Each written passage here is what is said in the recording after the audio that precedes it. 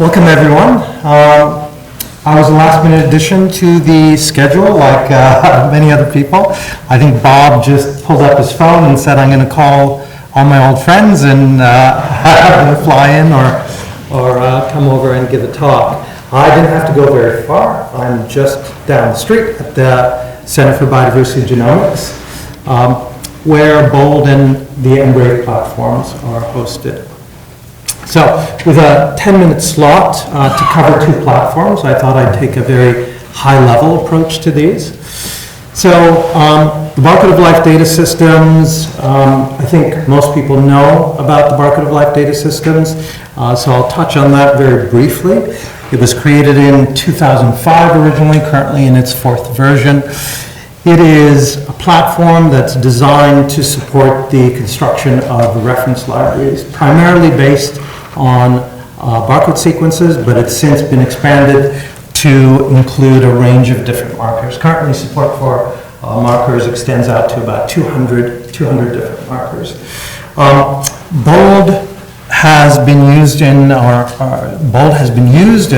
referenced in about 6,000 publications thus far. So it's become a really important part of the biodiversity data infrastructure, and so I'm really pleased that we are able to continue to support it and expand it. mBRAVE is a fairly new sister to the BOLD platform. It is focused on next generation sequencing data. In about 2017, we saw that meta-barcoding was really taking off. The volume of data being generated was ending up in Zenodo, Dryad, lots of other places, and just getting buried, sometimes not even being deposited. And so we built the mBRAVE platform to address that gap. The mBRAVE platform follows the same principles as the Barcode of Life data systems, in that both of these systems are very pragmatic. They support end users directly in all their regular processes for generating and publishing this data. So let me just touch on BOLD really quickly.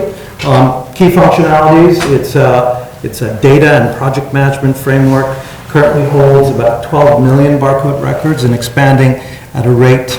This year, we're looking at about 4 million barcode records being added to BOLD. It's got a lot of built-in functionality. One of them is validation and visualization, because when we looked at the data lifecycle, it's not sequence a sample and publish it. There's a lot of cycling and churn in between there, because lots of things go wrong. Lots of curatorial effort is required to deal with this. Data needs to be mashed up against other data to make sure that it's fit for use. So BOLD enables this by having integrated analytical functionality that serves both publication requirements for manuscript assembly, the visualizations associated with that, but also for curation and validation. Another critical functionality that's come up with this system, launched in 2013, is the Barcode Index Number Framework, which uses a centralized strategy to cluster and index the data. So if you've got sequence that form a cluster, it gets assigned to a bin, gets a serial number. If it's a mature cluster, if it's been there a while and there are no errors, it gets a DOI so that it can be directly cited.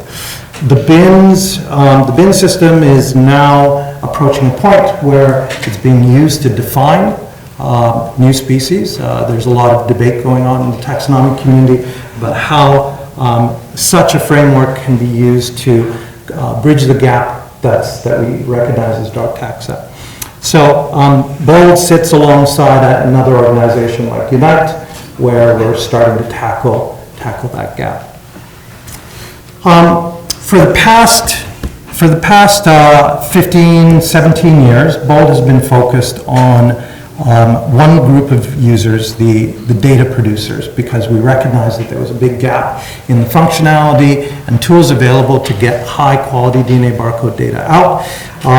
But now that we're moving towards version 5, our focus is on the data consumers, like yourselves. The eDNA and meta barcoding is one of them, but we're also looking at regulatory applications. as well as national needs. So one functionality that's on there now is the assembly of reference data sets, multiple reference data sets. I will exceed that, unfortunately.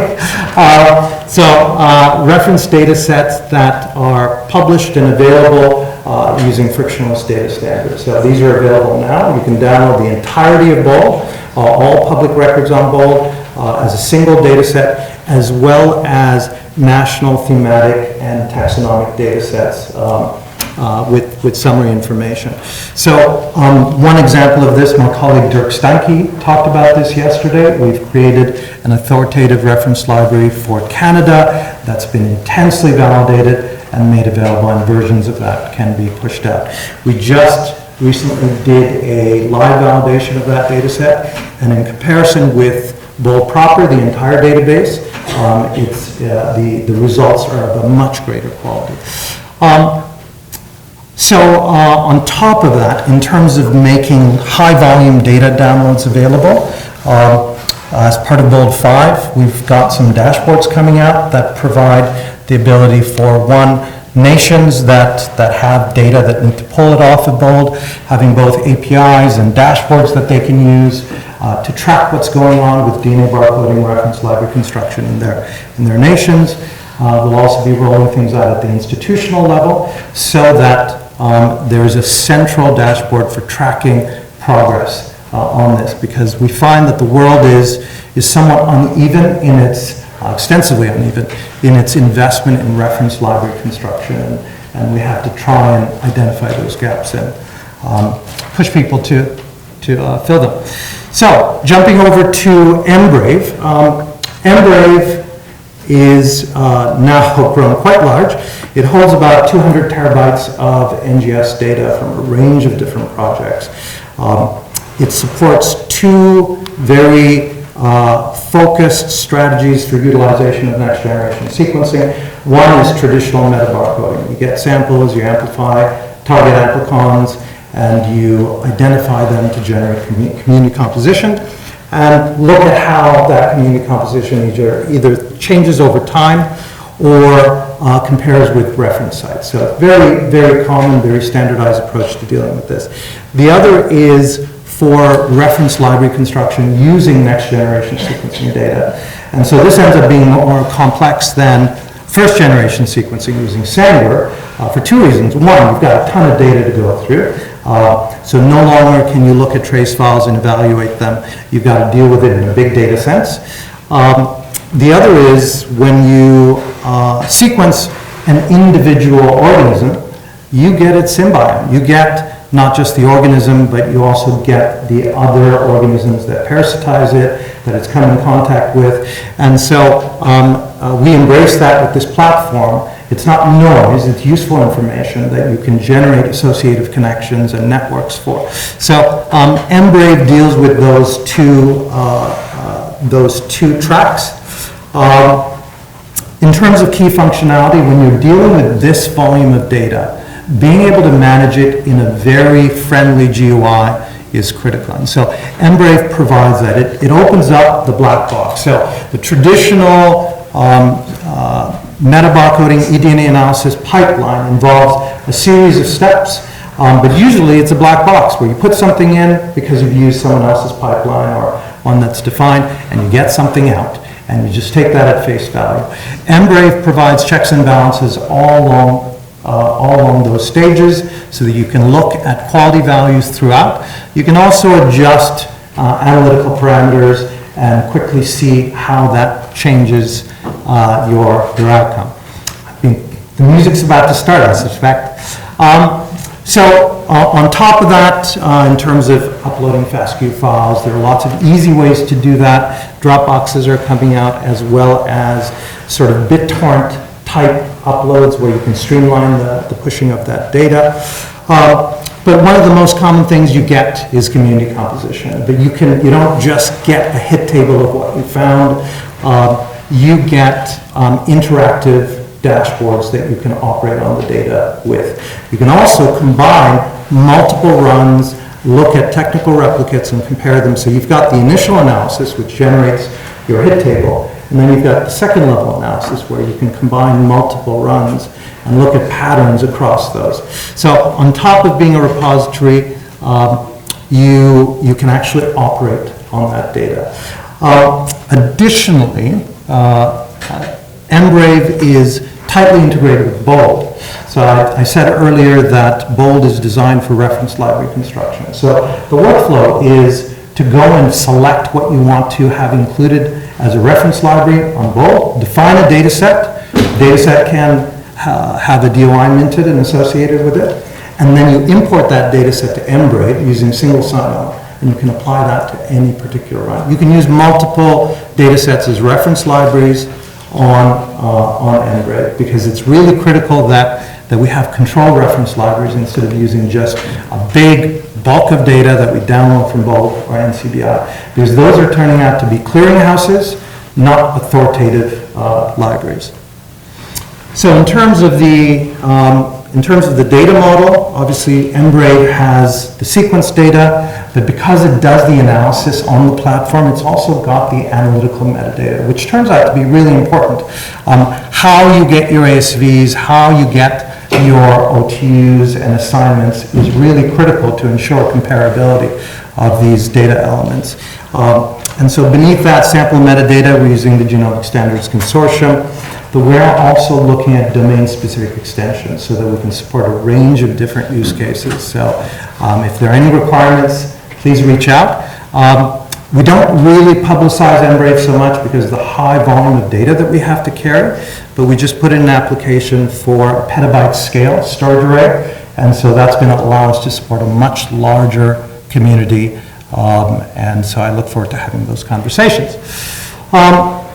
In terms of multiplex barcoding, but also in terms of just standard meta barcoding, quality assurance is absolutely critical. Many pipelines out there don't consider quality assurance as checkpoints. So mBRAVE has this baked in. What we're looking at here is a series of views where a bunch of specimens have been multiplexed to run on a single PacBio SQL run. Over on the left, we've got a heat map of all the indexes and how they're performing. Over on the top right, we've got the index plates and how well they're performing to look at competition and effectiveness of the indexes, as well as individual sample plates and various distributions. So these dashboards are real time when data is uploaded so that you've got those checks and balances in place. And what's more, you can go back and look at them when towards the end of the project because they remain active throughout the operation of this system. One critical decision that we made was to remain vendor agnostic. So mBRAVE, at the time of its building, we recognized that most of the bioinformatics publications around next generation sequencing data was built around the MySeq platform and the Illumina platform as a whole. Great, works, everyone uses it, but there's a really big problem with vendor lock-in. You don't know what the vendor is going to do. All these vendors are focused really on the medical community.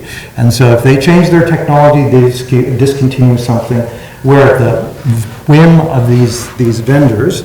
So we are working towards supporting the 4 major players, and as new players come up, and I'm certain that there will be new vendors on the market as time goes on. But we've got great support for Illumina, we've got good support for PacBio and IonTorrent, and now we're working towards ONT support. And it's not a trivial activity to ensure that the results from these are comparable, because each one of those instruments have various, I'll say, idiosyncrasies, the way that they deal with homopolymers, compositional bias, even the QV. For example, PacBio traditionally puts out a QV of 90. That's the average QV. And this is on a log scale. It's hard to imagine that you're getting that high a confidence in the output. So we're really excited about these platforms and what they can do for this community. Obviously, we are big on pushing out the data and making it available to people. So BOLD has an early release policy now. We try and get projects that use BOLD to push the data out within 6 months of its generation. And we think that that philosophy will take hold on large-scale projects. Small-scale projects are a different matter, but you've got to start somewhere. So with that, I say thank you all very much.